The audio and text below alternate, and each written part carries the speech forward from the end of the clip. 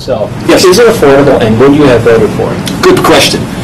In its current configuration, no. If I was there, and I've said it repeatedly, I would have told the president, it's 2,500 pages of complex stuff. It's confusing. People are not going to understand it. We should work with the Republicans, roll it out incrementally over a several-year period, and let the people get educated about it so that they're not scared. And I'll give you examples on it.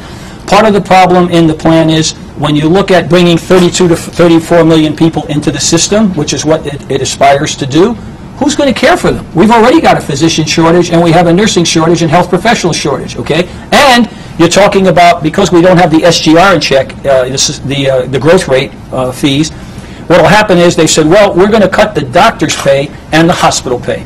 If you do that, you'll have less people available to take care of all those people you're putting in the system. Great okay? points. Could you be counted on to vote for its repeal? Well, I want to fix it, okay? You're asking me, do I want to start over from scratch? Yeah. Many Republicans, including Governor Romney, said, you know what? I like the idea that kids can be covered to 26. I like the idea that people can't be excluded. There are good elements. Why not hold on to the good elements and let's figure out a sustainable business plan over time? That's been my argument from the very beginning. Okay? But if you asked me the question, if I was at the president's side, I said, Mr. President, I can't support this unless you make some of these changes, and I would strongly suggest that 2,500 pages at one time is probably too much. Let's do it incrementally. Let's work with the Republicans. They have some good ideas too, and we're not going to get everything we want, but at least we'll get it done. And it's not about us. It's about doing what's good for the people. And we missed the boat on that. That's unfortunate.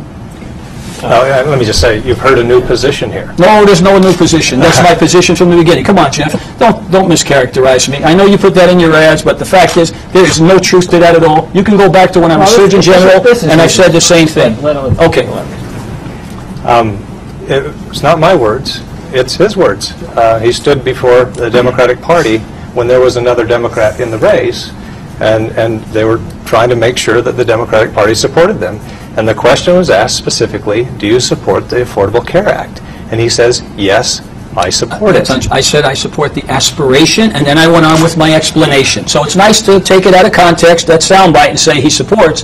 I do support the aspiration of health care that could be earned by the public, a public that participates and takes some responsibility to pursue optimal health and wellness. But I've been on record from the very beginning saying I had problems with the bill as it stood, but I was 100% in support of an aspiration to provide care. We need a better plan. But you would not have voted for this legislation? Not in the way it was. I would have told the president I can't support it. I would have pushed as hard as I could as a senator to say, I want to do this, but look, you can't disadvantage the doctors. You can't disadvantage the hospital, because those are the people you're going to need when you put those 32, 34 million people into the system. All right. Well, I have to say, I'm floored here. Well, I don't know why you should. This is a new position. Oh, it absolutely is not. Well, it's new to your ads, but it's not new to what I said, Jeff. And in fact, if we talk about flipping